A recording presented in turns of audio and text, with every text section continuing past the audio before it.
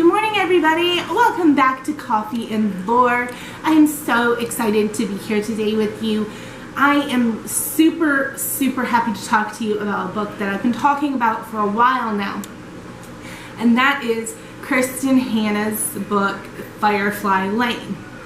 So to preempt this review, because I feel like this review needs some explanation, I read The Nightingale by Kristen Hannah probably 2 to 3 years ago, maybe more like 2 years ago, and I have a little frozen icy this morning. Super refreshing. It is like 100 degrees here in Georgia. I don't know what part of the world you're in. I know I have fans from England, from Canada, all over the place that watch. I hope it's not nearly as hot as it is here, because it is excruciating here. But, so like I said, I read The Nightingale by Kristen Hannah about 2 years ago. And I really liked it. Like, it was a incredible novel. And just made me laugh, made me cry. It was a great story of two sisters. So my expectations for Firefly Lane were as high as they could probably get. They were like glass ceiling high. And I was disappointed a little bit. It is still a good book. Anything by Kristen Hannah is going to be a good book. She describes female relationships and emotions better than just about anybody I've read recently. So it was a good book. It wasn't outstanding, and I think that's my own problem. I think I had too high of expectations for this Kristen Hannah novel just because The Nightingale was so flipping good. Let me talk about what it's about, though. So it is the story of two best friends, Tully and Kate, and they are growing up in the 70s, 80s, 90s. They're like young in the 70s and then go to college in the 80s. And so that's their age frame.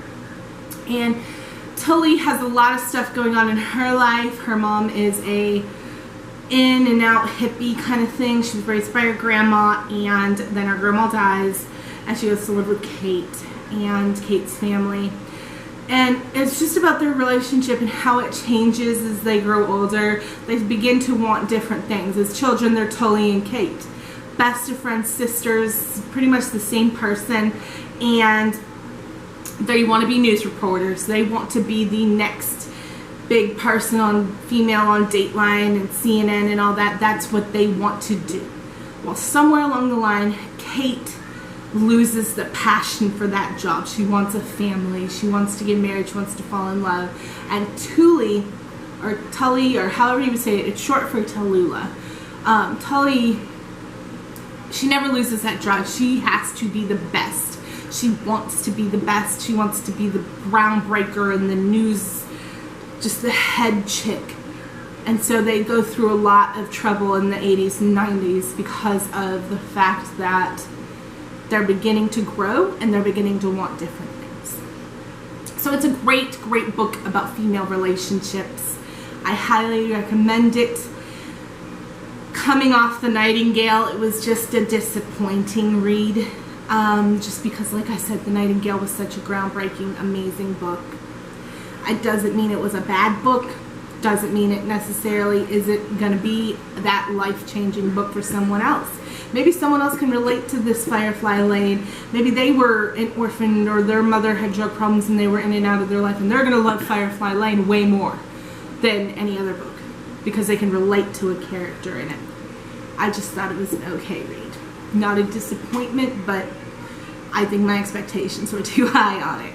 But I am super excited to read a bunch of murder mysteries that I picked up for you guys. I told you about them in the last video. I'm reading The Wedding Party by Lucy Foley.